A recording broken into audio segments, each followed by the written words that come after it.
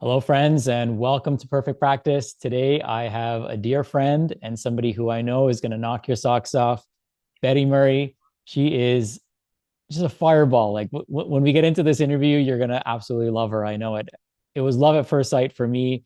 She's such an energetic person, so positive, so encouraging, and she's actually here to share her secret sauce, what makes her and her businesses and her lifestyle and her contribution such a huge success for her family and her community and her clients that she works with. She is the CEO and founder of Living Well Dallas, and this is a functional medicine center. And she is a nutritionist and a researcher that has helped hundreds and hundreds of people feel their absolute best and get them, functioning beyond their wildest dreams. And because of that, she's had great success. And this success has led to financial prosperity, to health prosperity, to contributional prosperity. And I'm going to be, extracting some of this information out of her so that it helps you and serves you in serving your community and helps you have a breakthrough. That's my objective today. And welcome, welcome, welcome to you, Betty. Thanks for being here today. Gosh, thank you for having me, Sachin. I'm excited to share wisdom and also maybe keep people from falling in some of the pitfalls I may have fell in early on in my career. So to do both things, I hope. Yeah, well, let's get right into it. Since you bring up the pitfalls, what would you say are maybe the top three things that you look back at and say, maybe in the time you thought they were pitfalls, but perhaps now you're realizing that these were actually like blessings in disguise? Oh gosh, I have many. So because I started my practice 20 years ago. So I'm an OG in this world, and I started with a whole lot of bravado and a whole lot of probably arrogance. Honestly, I was like, well, of course this is the way it should go, and why wouldn't we be successful? And so I think some of the things that I was very early on attached to that probably cost me money was the idea that the tribe was already out there, right? That you can imagine 2004, there wasn't much of a functional medicine tribe or people that really, and I live in Dallas too, so we're not talking about the most out there kind of into alternative environment. I'm in a very conservative environment. And so financially, I had a little bit of runway and a lot of bravado. Right. So in the beginning, I bootstrapped like nobody's business. I opened an 1,100 square foot office while I was still standing in corporate America Hmm. and working part time. And I was taking, squirreling away $500 this week, $100 this week, and just slowly funding my business. In that, I thought it was a really big setback because I never had that funding to grow. But it also didn't give me a gigantic runway in which to screw stuff up. Right? Because if you have a bunch of money, you can make a lot of mistakes before it hurts you. Right. Right. And so that was what I would say the first one is in the need of bootstrapping. Often we feel like we're being screwed over. But in that, it requires us to become much more resourceful with our resources. And it helps us be a little more targeted, especially if we stop living in the victimhood of it and looking at it and going, this is the reality. How can I be more resourceful? And don't get me wrong, I made a bunch of mistakes. I could have burned money on different marketing things I tried. But in the grand scheme of things, at least my runway was tight. So I would say that was the first, like the pitfalls. It's not having enough money to do it, and I'm going to air quote this right, but also not having enough money. So I have to be really mindful of what I'm doing. I think one of the other pitfalls is early on, I had a perception of how the public perceived different modalities. So in my clinic today, we have internal medicine, we have psychiatry, we do hormone replacement, I have clinical nutritionists, I have life coaches and counselors, we have diagnostics, we have IV, we have this crazy octopus of skill sets and services, which is awesome. Early on, I had the perception that, everybody in the environment, our potential customers, understood the value of health coaching and life coaching, and that they would get that as part of their business paradigm. And so we were fee for service, and I couldn't ever figure out why they wouldn't buy health coaching. And it's because the population don't there are two things that I think our customers think, or clients or patient, however you want to refer to them, is number one, they're not quite clear what a health coach is. So it's our job, if we're a health coach or we have health coaches that work with us, to really help people understand they're kind of the hidden secret sauce to getting stuff done and being effective. The Hmm. other thing is the humankind have this infinite belief of their skill set of being able to apply what they need to get done and to do it without failure, right? Which is absolutely 100% not true of anybody, including us. I have coaches, you have coaches, we have a lot of the same coaches. We need coaches. And so what that did to my business is early on, I had this attachment to it. And instead of looking at the business model and rearranging the business model to go, okay, I'm going to integrate that in so they don't see it, not as a choice of theirs. I had to learn how to what I call kill my children. I had to Hmm. let go of what my belief structure was, that if I just educated somebody enough, they would find value in it, and instead create the value proposition and give it to them in that way, then they find value in it. So how that may apply to somebody that's listening is you may be trying a particular business strategy. And in your heart of hearts, you believe it's the way it's supposed to go. But if the market is telling you constantly they don't get it and they aren't buying it, your Hmm. strategy is wrong. So you may have to kill your child and rearrange it in a different way. And I held on to it for a really long time. And it just made me crazy. And I was finally like, I'm wrong. I'm just wrong. You So, know, a lesson. Thank you for sharing that. First off, that was awesome. One of the things that I heard at a Tony Robbins conference is you have to love your clients more than you love your program. And so a lot of times we love our program like we love our children. And it's hard for us to kind of face the music that, hey, maybe this isn't what people want. And maybe if I focused on what my clients actually want and create the outcomes that they desire, then then I'll have a lot more success, right? And a lot more referrals, a lot more growth. And a big thing that and you're saying this, and I just want to articulate it, is we have to get people to understand and perhaps change the paradigm that they're in and get them into a new paradigm so they ask the right questions. And when they ask the right questions, then you become the most obvious answer because it's like, oh my God, this is exactly what I've been looking for. Why didn't you tell me this? Right? Or why hasn't anyone told me this up to this point? And when people's paradigms change, then their options become much more clear. And I think a big part of messaging and marketing and having a successful practice as you do is getting really clear on who you're for and who you're not for, and how you do things different than what else is being done out there. yes, yes. I mean, and I would kind of add that on to like not being attached to your program and always trying to add value first, right? Mm. With value that you give to your customers, clients, and patients, you get rewarded. If money is what's driving your choices, you will always be pining for money. When you know you're driving towards a value, people will value that when you're giving them what they need and also helping them understand what they need. I think that's really important. And I think the other side is I have a lot of people that'll come up to me and they're like, "Oh my gosh, Betty, I've always wanted to have what you have." Right? So I'm gonna be real honest. I love what we have here. I have 6,500 square feet. I have 18 people that are all practitioners. It's amazing, but it is the hardest corralling of cats you will ever find. And here's the reality after 20 years.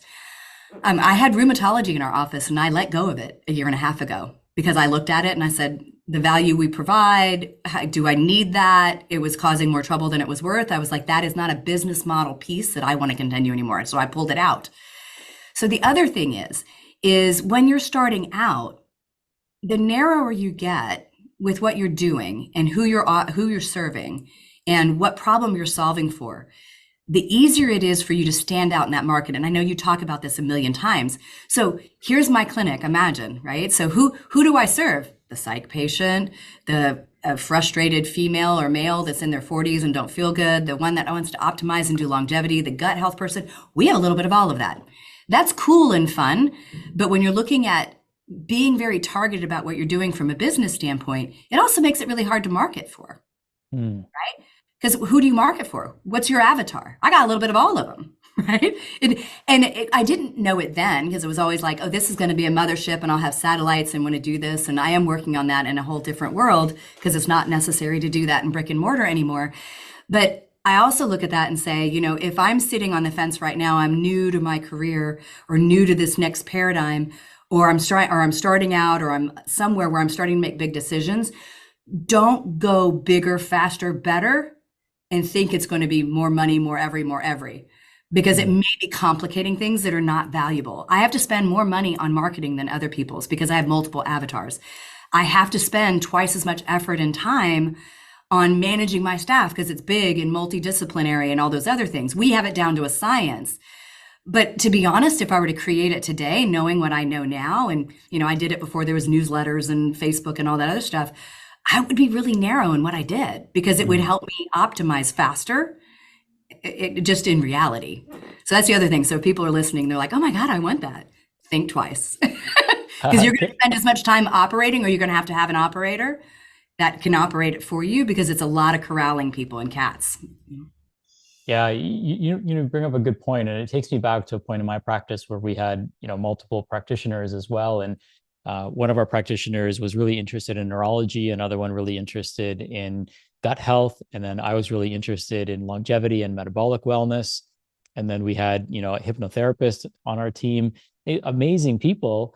But I would wake up with a pit in my stomach every day because I'm like, I've got to give these people like assignments and work to do and corral them in and make sure that every appointment that they have is going well in addition to the appointments that I'm having with my clients and the people that I'm coaching. So I totally understand where you're coming from and where simplicity would be where you would start all over again. And I think like it's simplicity scales, as they say, which means the more narrow and focused we can be, the it's easier for people to find us because that's exactly who they're looking for, and it's easy for us to put ourselves out there, easier for us to put ourselves out there, because we ran into a similar challenge where if you're trying to build one narrow niche, that's great. You've got to be hammering your list with that message, hammering in a positive way and adding value in a positive way. But then when you have three or four different topics that you're discussing, you'd have to send a lot of emails to do that for each of those different avatars. So I can totally relate and totally agree with that sentiment is start simple. I was speaking to a client earlier today, and he works a lot with metabolic clients, and he's 70 plus and he lost 38 pounds in 10 weeks. And I'm like, you need to be hammering home like that person, right? The person that's just like you, not getting into other conditions that you can help. Just because you can help these people doesn't mean you should be marketing and messaging to those people. And it became very clear to him that he was spreading his message and himself too thin. And so I think that's great advice that you just offered there is keep it simple. Yeah. I mean, if somebody wants to create that environment, if you really have this burning desire to have a multidisciplinary team, just recognize you better be a really good business person, Mm, right?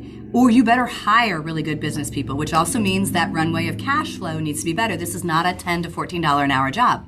You can't hire somebody like that and expect them to manage that. I have an incredible team, leadership skills and team building and culture building. Those things are radically important to the quality of your business and the quality of your customer experience. And it will, if you don't have those skills, you better get them, or you start honing those, because that will make the difference on the ease in which you run your business. I yeah. have, oh, go ahead. No, absolutely. I totally agree. Finish your thought though. You were saying something. Yeah, because I have a very complicated clinic, obviously, just looking at it from the surface, and I have three other businesses that are very busy, and I still have a ton of free time. I get to do what I want to do. Like I have that, but it requires the who, not how. It requires finding the right people to play the roles that you need and empowering them to do that. And unfortunately, most of us in healthcare never had business training. I happen to be lucky. I had a business degree before I came into healthcare. So I Mm. have a little bit of a leg up, but until you do it, it's still, concept until you get it into action. Yeah, that's so true. Like, it's one thing to be a great clinician, and it's another thing to be, a great entrepreneur and operator. And a lot of times when people are just starting out, you're kind of wearing all the hats. Yeah. And so it kind of it serves us to kind of keep things lean and simple and very dialed in and focused. Because the other thing with a lot of healthcare practitioners, especially functional medicine practitioners, is that they can help a wide a range of individuals, right? And we're kind of very altruistic that we don't want to leave anyone behind. But at the same time, if we play small because we're spread too thin, then we're leaving a lot more people behind. And eventually it kind of burns us out in the process as well. Yeah. Yeah, I know. It's like I hear a lot from the practitioners who are like, oh, if I just focus on this particular problem, avatar, I'll get bored. And I'm like, oh, they're going to come in. That's just happens to be their most primary problem. It's never the Right. only thing. It's not like you're going to atrophy your brain. You're going to still have a lot to keep yourself busy, but you're going to get really good at that thing too. It's the 10, 20, 30,000 hour expert comes from the repetitive activity of it, right? And that Mm. comes from experience, not from the book, not from the summit, whatever it is, or education that you had. That comes from reps, flat out. You gotta build those muscles, as they say, right? That's right. Can't have someone do the push-ups for you. Exactly. Exactly. So Betty, I'm curious because I could see all those books on your shelf, and I know you're a researcher as well. I'm curious as to what are some of your favorite books, and maybe books. Let's maybe talk about what's your favorite clinical book that it would be a good read for clinicians to develop their skill set. What's a good business building book, and what's a good personal development book?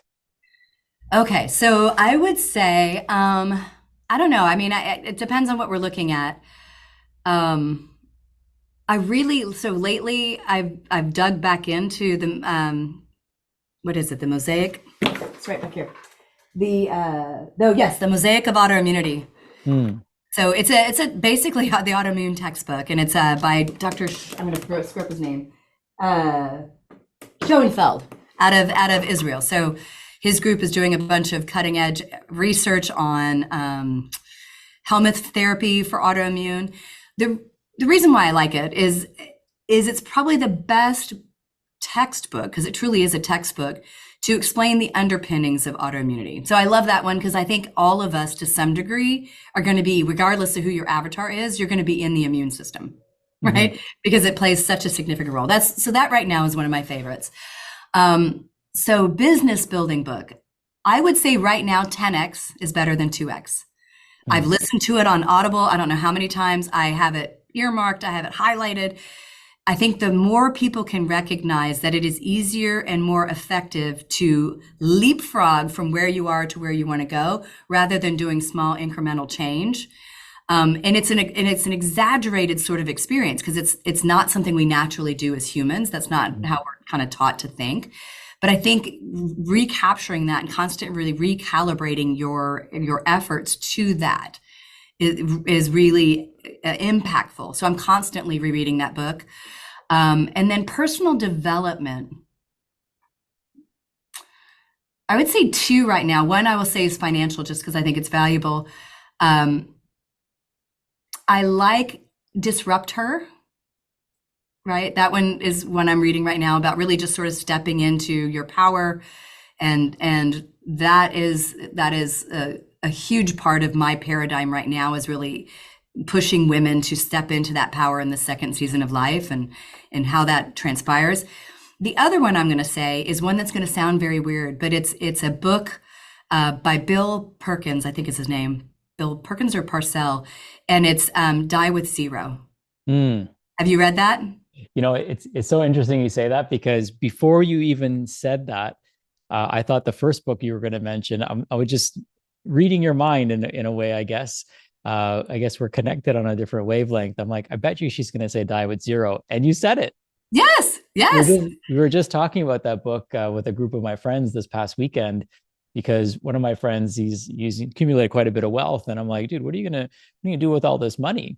Or you're not like who and what are you accumulating it for? And what is the purpose of it if you're not spending it or doing some goodness with it? And one of the things we talked about, and you were so kind, I don't want to embarrass you, but you were so kind to donate to our fund and our school that we're building in Uganda. So thank you for that. Yeah, thank you. And we started talking about like, I'm like, what are you going to do with all this money? I'm saying, let's say you had $10 million in your bank account in cash right now. What would you do with it? And he said, I would start, you know, building schools and building hospitals and donating it and paying it forward. I'm like, well, what's stopping you from doing that now? And he had to pause and think, right? Because Like, you don't know when your last day is. You don't know when your last breath is. It could be tomorrow. It could be 10 years from now. It could be 100 years from now. So why not live in the moment, right? And pay it forward where you can right now. And that was like a big revelation for him. And I don't think he's going to blow his life savings, right? But I think it's important for all of us to recognize that, is that what are we doing this for? Because after a certain point, you know, the joy doesn't come from making more money. It comes from seeing more smiles and seeing more transformations and doing good in the world and paying it forward in ways that, you know, we may not be able to get paid back directly by those individuals, but we know we're doing good because we have abundance. So I love that you brought that book up, and Yes. that it's on your short list of books to read. Yeah. Yeah. I think, we talk about the medical complex and kind of how it's sort of hijacked medicine. I think in the financial world, we have that same consideration. There are a lot of people that are struggling financially, but let's face it, in the West, we have a pretty decent opportunity to amass some sort of wealth. But Mm-hmm. it's always been, my mom was one of those people, like the value was in saving it. But then it was like, well, then who's supposed to spend it? And my mom was like, well, you didn't have grandchildren. So who's you? I don't even know why I would give it to you. I'm like, if I'm not supposed to spend it, are my grandchildren supposed to spend it? You know what I mean? Like it just was this, like the amassing it was the value, right? Because she came from the Yeah. depression. But it's an energy. It needs to transform and be used and in movement. And if we want to do really great things with our life's work, wouldn't it feel better to do it while you're still here? Mm-hmm. Posthumously, you're not going to experience that, regardless of what your end of life thoughts are, right? So, Yeah. but I think this book helps debunk that fear that I'm going to die with, that I'm going to end up at the end of my life with nothing. If I've been conscientious about trying to prepare for retirement, most of us have estimated what we need at that end of time at a level that's unnecessary. And I think it really helped my husband and I sort of reframe that and go, okay, we're going to change how we're doing things. Yeah, you know, I think part of it comes like from the culture, like from the generational trauma that's passed down from people who were in war times and depression era. Yep. And unless we break that cycle, it just gets passed down, you know, to our children.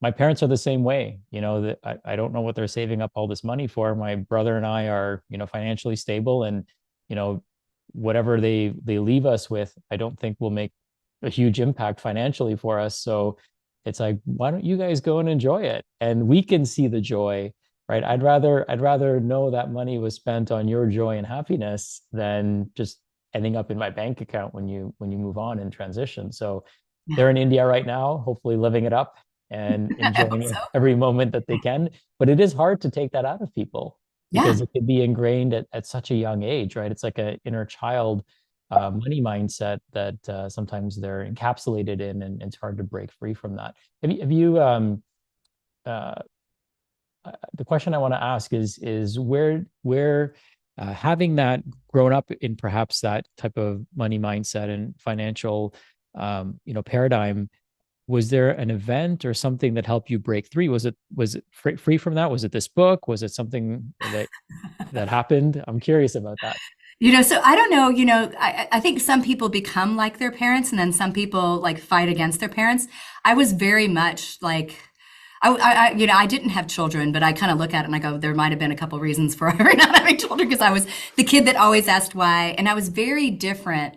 And to be honest, I always had this mindset at a very young age. I worked very young because I remember the first time I got a job at the mall, my mom told me, no, we're not going to give you money to go to the mall with your girlfriends. All I wanted was like a couple bucks.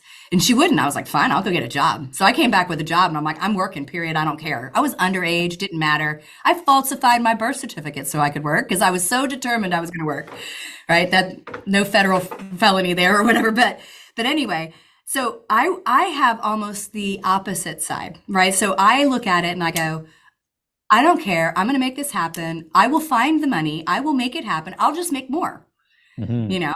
And so my husband's a little more in between those two. So he manages our financials with my input, but I'm like, don't let me have a hold of that because I am one of those people that I'm like, I think of the world as abundant.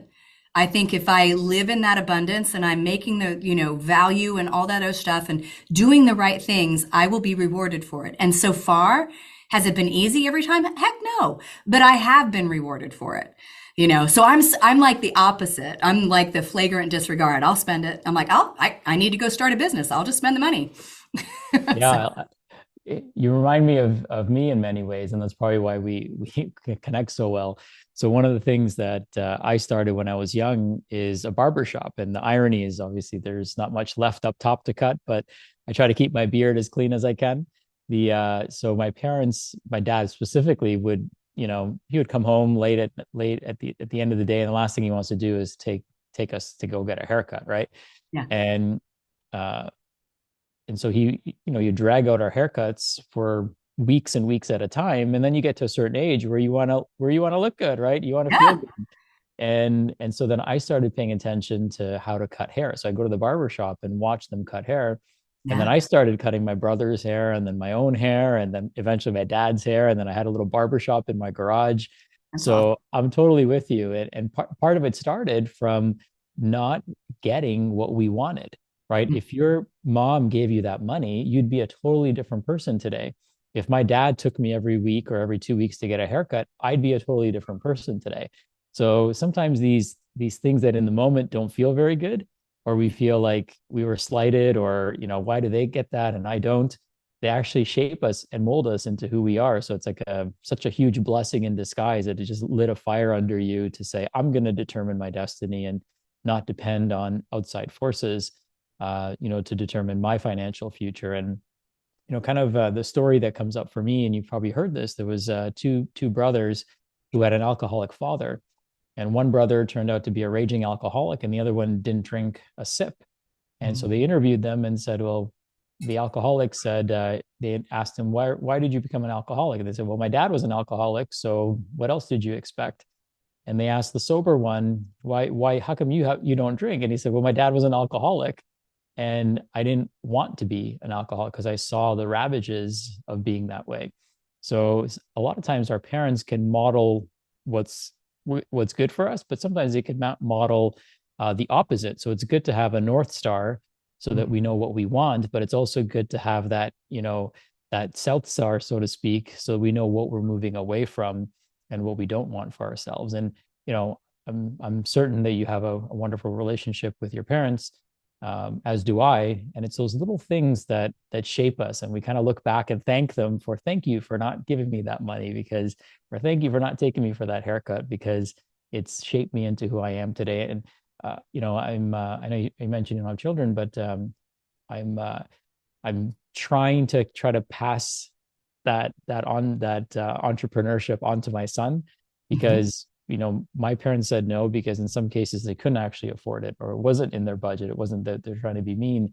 Yeah. um and now that we technically can buy him whatever he wants, I'm trying to like have constraint so that I don't spoil him. Right. And so it's interesting how our early childhood shapes our adult experiences, especially in business.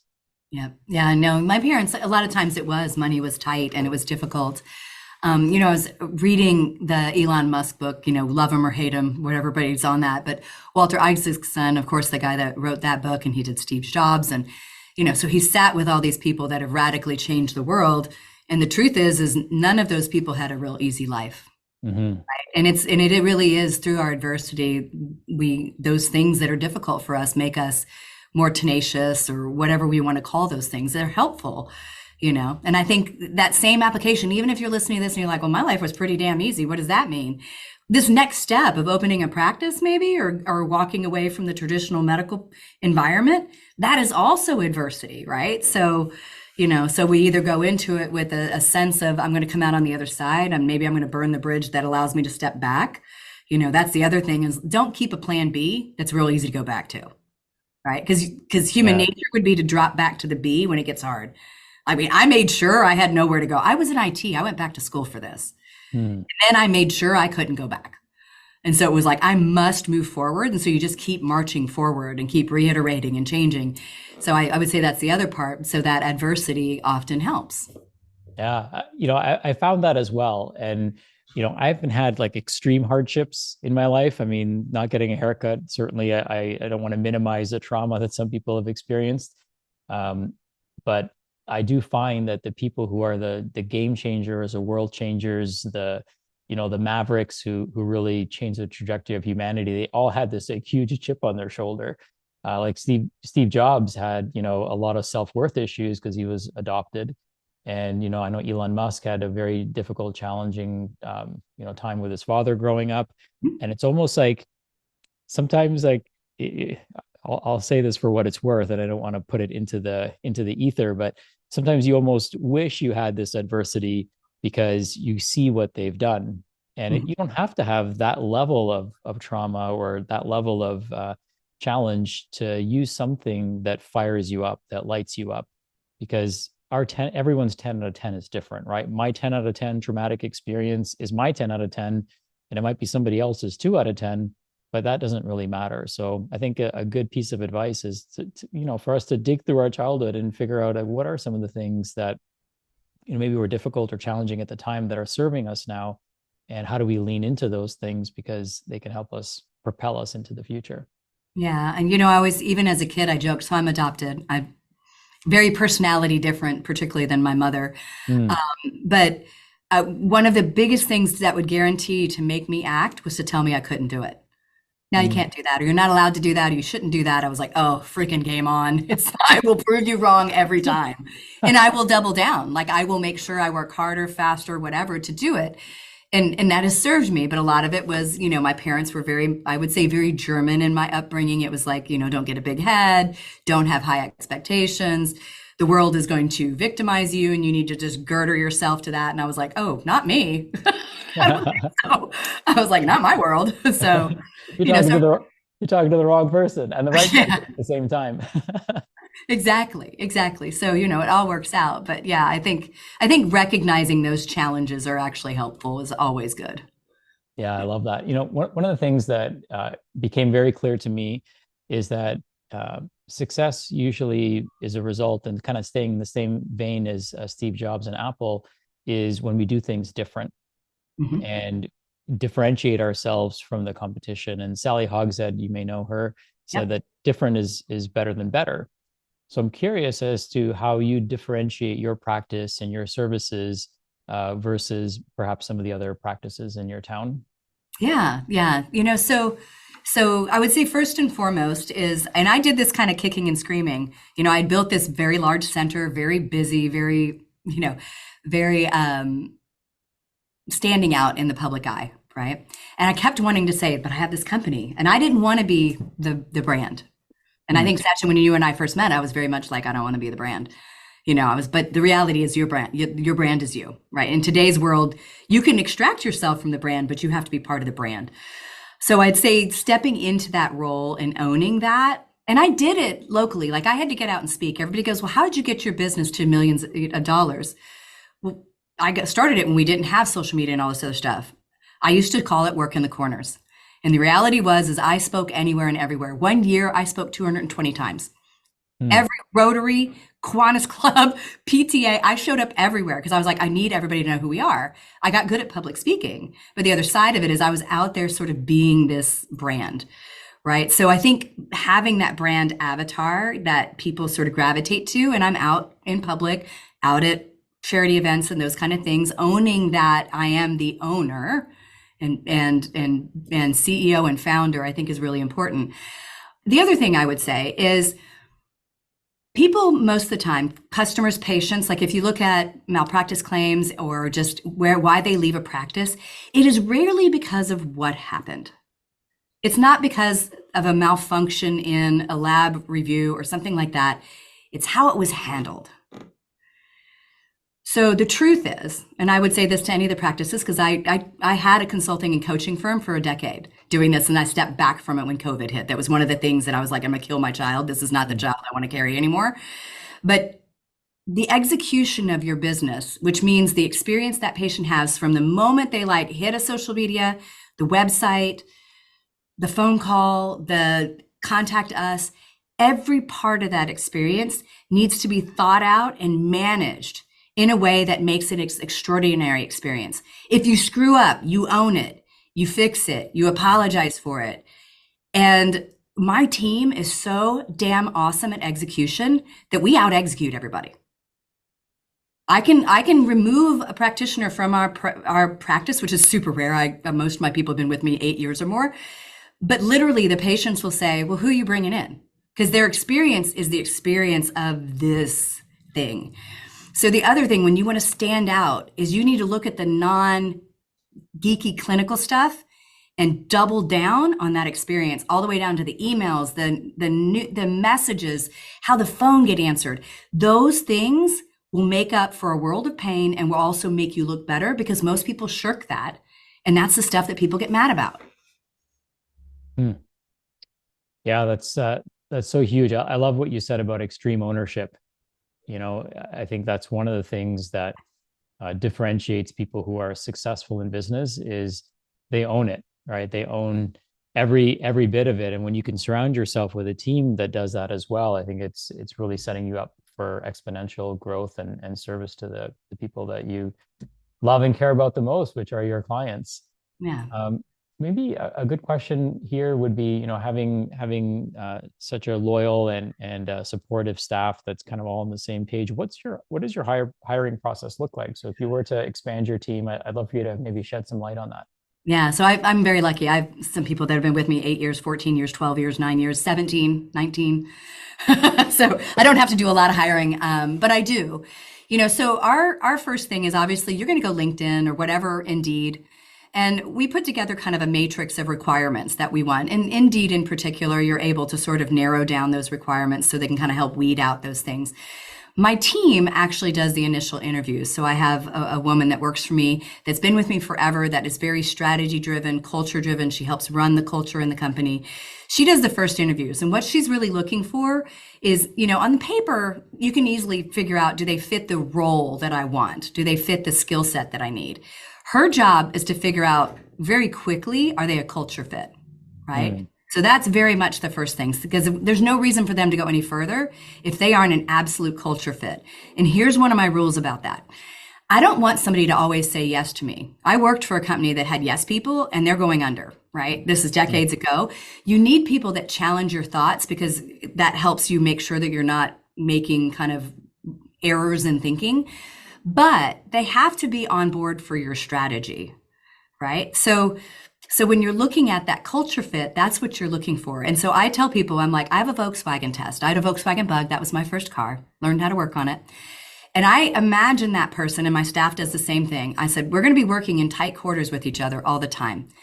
Can I get in that car and drive across the US with that person? Would I enjoy that experience? Not that I'm going to agree with them all the time, but would I find that to be enriching? If I can't, then I start to really radically think about whether they can fit in our culture. We're a small company. If I had 400 people, that'd be a little bit different. So I have that. Once they pass the culture fit and the skill set, they actually come into a group interview, and they will interview with a good 12 to 14 of our practitioners. And we see how they handle the group, right? And how the group experiences them. And then we bring them in to interview me, or me, I will interview them. And then if I like them, we have a working day. We bring them in, we pay them for that day, and we have them spend time. And then we do a follow-up interview with me. So it's a lengthy process. We're slow to hire, quick to fire. And I don't have to fire very often because we do such an extensive sort of interview process. I love that. I think that's so important. How do you know, thinking back, we may have to go back maybe even almost 20 years, who's that first and most important hire? So imagine you're starting all over again. You're starting to generate some revenue and you realize, okay, I've got to bring some people on. How do you determine who that first hire is? Yeah, I mean, for me, it was really that administrative assistant slash operational person that could start taking on the minutia of the office. Because the reality is, when you start your company, you're going to spend more time and more money getting people through the door than you will doing what it is you wanted to do, right? But when you get an office opened, whether it's virtual or live, you have a bunch of administrative work that then you have to do as you start seeing clients and patients. And your real role as the owner of the company is to bring people through the door. You need to generate new clients and patients and keep the ones you have happy. But if you're also the care provider, you have to do that. Those are your two primary roles. The first person you want to hire is to take care of all the stuff that doesn't earn you money or helps you bring in customers directly. And that allows you to start now exponentially growing, Because the last thing you want to do is spend billable hours, whether you're selling programs or trading time, however you're doing it. You don't want to spend billable hours doing unbillable work. That's not a good use of your time. It's the who. And that a lot of people will wait to hire that person. They will burn themselves out because they feel like, oh, I can't afford to do it. You can't afford not to do it. Hmm. Okay. That makes total sense. I recently brought on a team member, somebody who's actually been working with us in our community and our ecosystem for the last like 10 years. And so it was a great hire because great culture fit, awesome work ethic, and you know, we know this person inside and out, so to speak. So it's always awesome to attract great talent to your business, and know when you have that culture. I think that's one of the most important things, and Mhm. often gets overlooked because you can't train culture. I think people are. I mean, you can influence it, but it like you want to bring somebody in who's not going to throw a monkey wrench into the whole operation, because it doesn't, like when you're running a tight ship, it doesn't take much to, and the tighter the ship, the more important it is to bring the right people in, because 100%. they could really mess things up. So it's great guidance and advice. Um, Betty, I want to kind of leave my last question for you as an open-ended question. What's something that I should have asked that I didn't, or what's a piece of advice that you love to offer people who are either just starting out or perhaps looking to take that next step? Maybe it's hiring that next person or launching their webinar or whatever it might be. What would you say is your piece of advice you'd like to share with us? I think all the things that you said there are all really important, but I think this one is also universally true. If you're a practitioner, I don't care if you're MD, DO, DC, nurse practitioner, whatever it is, nutritionist, health coach, you do not need any more certifications.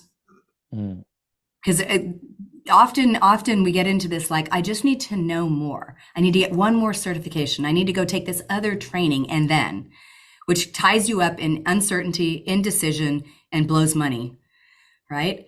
The truth is those things are all nice, and maybe you don't do them right now, maybe you do them later, but you don't need more training to do what you do. You need to do what you're trained to do, right? mm, Because especially functional medicine, I mean, I got certified by IFM over a decade ago, and I started right when it was starting. I was going in like '06, '07 to the trainings.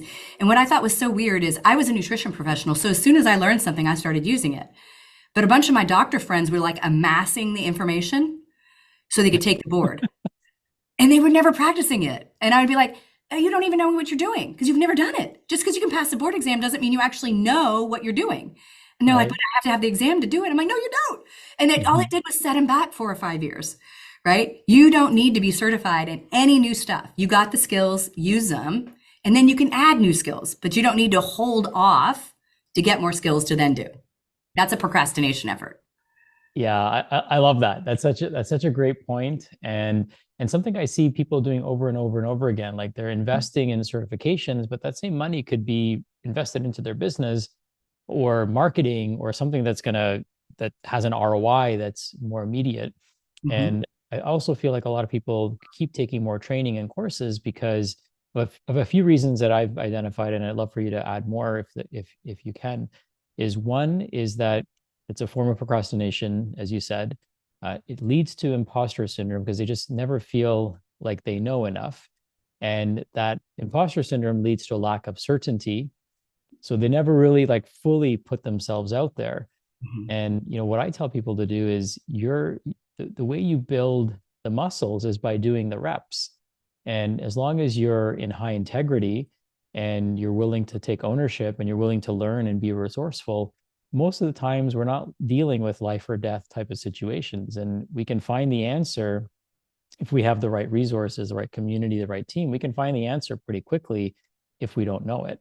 So uh, it's such sage advice to just get out there, start putting yourself out there. And I've seen it over and over again with practitioners, especially not to call anyone out, but I see this a lot with medical doctors because I think what's ingrained in them is until you have this hanging on your wall, you don't know anything. But the Right. reality is you already know so much. You just got to apply it in this new way that you're learning, and you just become better and better and better and build those muscles. No, I completely agree. I mean, and I've gone back and I've since done a PhD. I didn't do a PhD because I needed it for my business. I didn't need it at all. I wanted to do it because I wanted to really dig into the research and get good at that so I could provide more research basis to prove this type of medicine works. Right. So I Mm, took that on not because I needed that from a brand standpoint. I have been waitlisted 16 weeks for over a decade. I will still be waitlisted 16 weeks or more with or without it. Doesn't matter. mm. Right. That's just the way it works. So you don't need it. So I would agree, and it does drive that sort of imposter fear and things around it. And like you said, it is the reps. Like you learn this stuff by doing, not by learning in a classroom and then applying it to a multi-choice test. Mm. It just doesn't work that way. I love this. I've really enjoyed our time together, and I feel like we need to maybe do a part two where we can even dive a little bit deeper. Thank you for everything that you've shared today. In the interest of everyone's curiosity, where can we learn more about you? If somebody wants to refer a client to you, Sure. maybe you can share a little bit more about how we can do that.